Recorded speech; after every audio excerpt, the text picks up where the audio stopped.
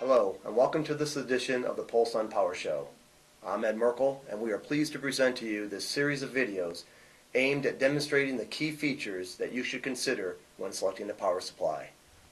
Today's video will focus on bonus power, a key feature in the Puls power supply that can prevent you from the need of oversizing during peak loads. Oversizing of power supplies is common because some designs just can't handle the large inrush of current and either shut down or can't supply enough output voltage to start the load. The Puls Q Series Dimension products has a smart firmware controlled overload design called bonus power, which manages the output current. Bonus power can deliver up to 50% extra current with no change in the output voltage, which provides more than enough power to start those heavy loads with no problems. Let's take a look at the output curve for the Puls 5 amp Dimension product. On the startup of a heavy load, such as a motor or any other inductive or capacitive load, the power supply can deliver an additional 50% current while still providing 24 volts DC.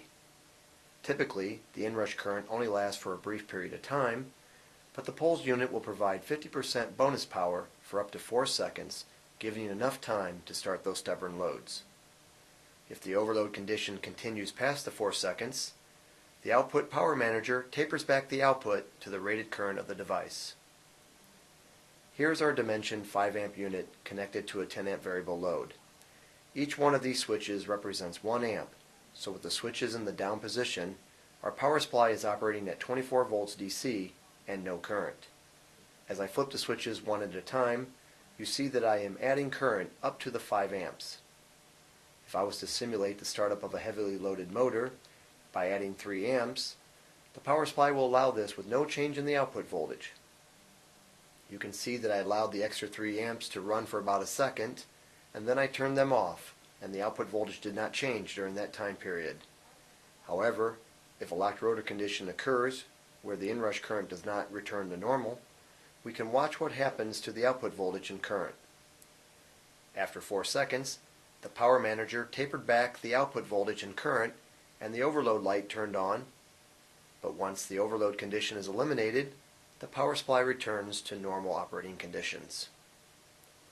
The power supply also responds well to a pulsed load, where the unit has to deliver extra current based on a specific duty cycle, such as a solenoid valve turning on and off during a manufacturing process. If we set the power supply to 4 amps and introduce an extra 2 amps for approximately 1 second on and then off for 2 seconds, and we repeat this process, you will see that the power supply handles the situation without going into overload mode. But if the duty cycle is too great, the unit responds with an overload condition.